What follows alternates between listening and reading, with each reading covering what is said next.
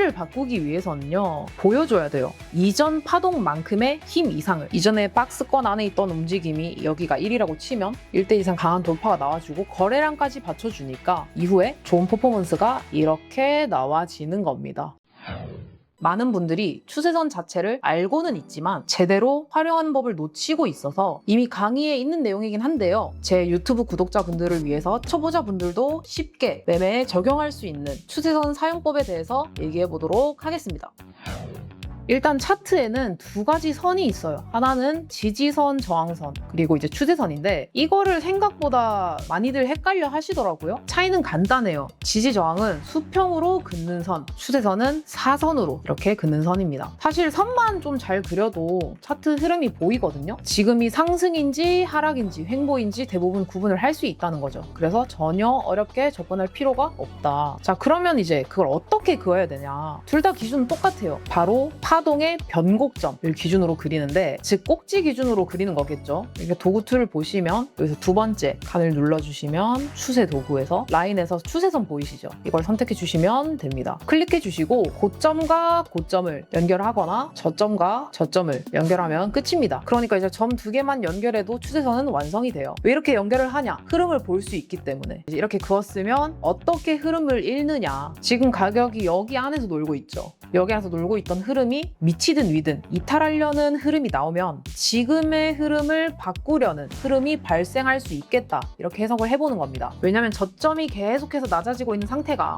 매도세가 강했다는 걸 의미를 하는데 지금 이 박스권 안에서 그 흐름이 멈춰 있잖아요. 그럼 여기선 누군가가 그 물량을 받아내는 걸 수도 있겠다, 이렇게 해석을 해서 만약에 박스권을 돌리려는 위든 아래든 움직임이 나오면, 만약 위로 나왔을 때 매도세가 먹고 이 가격대에서는 지지를 해주면서 다시 차트를 상승으로 만들 수 있겠다, 시장 방향성을 이렇게 읽는 거예요. 그리고 이제 추세선에서도 큰 그림이 있고 작은 그림이 있거든요. 그러니까 이거는 매매 스타일 따라가지고 다 다르게 적용하시면 되는데, 그러니까 스윙 매매 하시는 분들은 큰 파동끼리 연결을 하면 되는 거고, 보시면 큰 파동에서 여기가 정말 강력한 지지선이었죠. 그러니까 이제 이런 부분에 닿을 때만 매매를 하는 거예요. 그리고 이제 이렇게 하락 추세가 크게 진행 중일 때 단기적으로 매매를 한다면, 지금 파동은 이렇게 진행이 되고 있지만 이 안에서 작은 파동까지 매매를 하는 게 이제 단타 트레이딩이 되겠죠. 뭐 이제 올라올 때마다 숏 진입을 한다든지, 단타 치시는 분들은 이렇게 작은 파동까지 연결해서 보면 됩니다. 근데 이제 좀 제 개인적인 생각은 작은 파동도 볼 수 있어야 매매가 좀 타이트하게 잘 흘러갈 수 있다고 생각을 해요. 그리고 제가 이제 이런 질문을 많이 받았었는데, 추세선을 그릴 때는 몸통 기준으로 그려야 하냐, 꼬리 기준으로 그려야 하냐,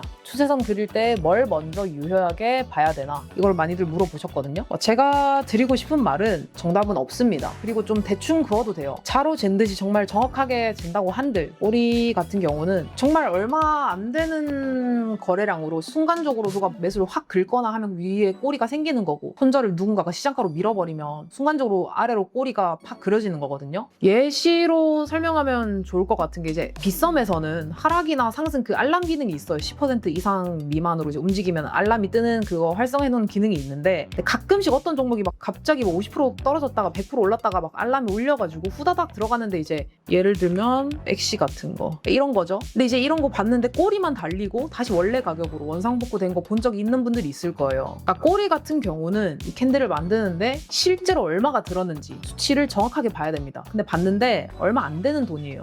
이제 얼마 안 되는 거래량으로 순간적으로 누가 뭐 시장가로 매수를 확 긁거나 하면 꼬리가 이렇게 생기는 거죠. 그래서 이런 꼬리가 크게 달리고 가격이 돌아온 이런 캔들은 크게 의미를 두지 않는 게 좋아요. 왜냐면 이 무빙은 뭐 3억을 들여서 만든 거다, 이거에 의미를 부여할 수가 없는 게, 이거는 개인이 그냥 실수로 시장가로 긁어버리거나 시장가로 손절쳐버리거나 그런 가능성이 거의 대부분이에요. 그래서 원래 이제 추세선을 그릴 때는 거래량이 유의미한 정도의 종목이 아니면 정석은 몸통으로 보는 게 맞습니다. 그리고 이거를 정확하게 맞춰서 그릴 필요도 없다. 어차피 안 맞다.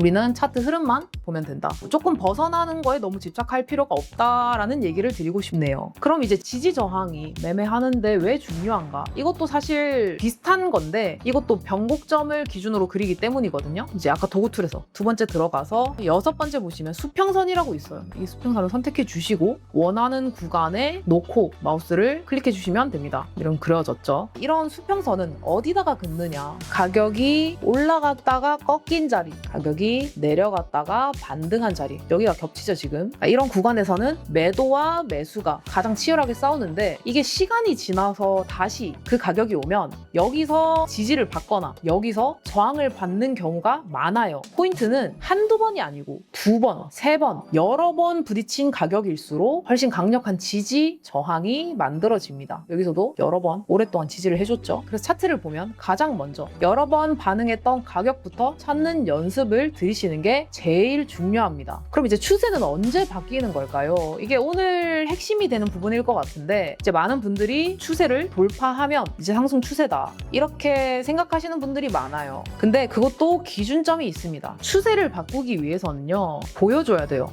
뭐를? 힘을. 그럼 힘을 얼만큼? 이전 파동만큼의 힘 이상을 최소한 보여줘야 됩니다. 박스 하단에서 상단까지 올라온 거리를 1이라고 가정을 해볼게요. 그러면 추세선을 이렇게 돌파를 한 뒤에 최소 이 거리 이상 추가 상승이 나와야 됩니다. 즉 1대1 이상 상승이 나와야 진짜 추세 전환으로 판단을 하는 거죠. 그 이하로 뚫어올리는 경우에는요, 다시 밀리는 경우가 많아요. 다시 박스권 안으로 들어와서 움직이게 된다는 겁니다. 이거는 이탈이 더 낫는데, 왜 이런 반응이 나오는 거냐면 힘이 약해서. 여기서 만약에 조금 올랐다가 덜 빠지는 차트를 그렸다고 쳐도 그냥 저점만 조금 높아지는 거예요. 그냥 약간 우상향. 그래서 저는 단순히 이제 추세선을 여기서 돌파했다고 바로 뭐 추격해서 따라 들어가는 게 아니라 그 힘을 판단할 수 있어야 되고, 그걸 조금 더 명확한 수치로 얘기를 하자면 1대1 이상 더 강할수록 좋다는 거. 이렇게 강하게 나온 종목들이 되돌림 파동도 잘 나와요. 해외 뭐 이런 종목들도 보면은 강하게 올려놓으니까 나중에 이제 되돌림 해주는 자리에서도 이렇게 반등이 괜찮은 거예요. 단타는 이렇게 치는 거예요. 거래량은 당연히 봐야 되는 거고, 돌파 이후에 얼마나 힘있게 올리는지 확인을 항상 해야 된다. 그래야 그게 진짜 추세 전환인지 아니면 가짜 돌파인지를 구분할 수 있겠죠. 좀 좋은 예시가 이번 장에서 월드코인이었던 것 같은데, 이전에 박스권 안에 있던 움직임이 여기가 1이라고 치면 1대 이상 강한 돌파가 나와주고 거래량까지 받쳐주니까 이후에 좋은 퍼포먼스가 이렇게 나와지는 겁니다. 그리고 나서 어느 정도 고점을 형성한 것 같다, 이걸 보려면 아까 추세선 배웠죠?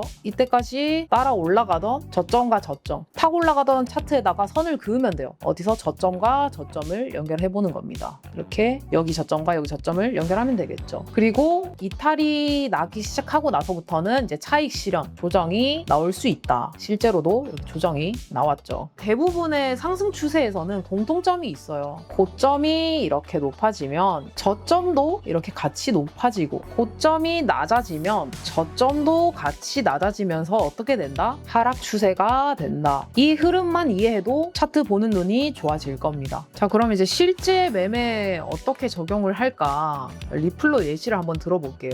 여기서 큰 무빙이 나오고 나서 계속해서 하락 추세로 이렇게 진행이 되고 있었죠. 반박할 여지가 없어요. 어느 순간부터 저점을 더 이상 낮추지 않습니다. 그러더니 추세선을 강하게 돌파하기 시작해요. 자, 그럼 이제 이때부터는 여기서 바닥을 만든 게 아닌가, 이 가능성을 보기 시작하는 거예요. 이 당시 거래 대금이 현물도 거래량 대장이었고 선물 또한 거래량이 대장을 잡았어요. 그렇게 되면 리플은 가는 겁니다. 원래 리플이 거래량이 현물은 좀 잘 나오는 편인데 선물 거래량은 안 나와요. 근데 같이 거래 대금이 터진다, 양쪽에서, 그건 흔치 않아요. 돈이 들어왔다는 겁니다. 수급이 붙어줬다는 거예요. 그러면 갈 가능성이 높다. 그리고 만약에 제 판단이 틀릴 수도 있겠죠. 그러면 원칙적으로 일봉 저가 이탈 이런 기준을 잡고 바로 손절하면 됩니다. 기회는 또 오니까요. 손절이 쪽팔린 게 아니에요. 해야 됩니다. 아프지만 제때 해야 장이 좋아졌을 때 매매할 돈이 남아있을 거 아니에요. 그래 다시 또 복구도 하고 그러는 거니까. 중요한 거는 틀리지 않았다는 게 아니라 확률 높은 자리를 노리고 베팅을 하고 틀리면 빠르게 인정하는 게 매매의 기본 베이스가 되면 좋겠습니다.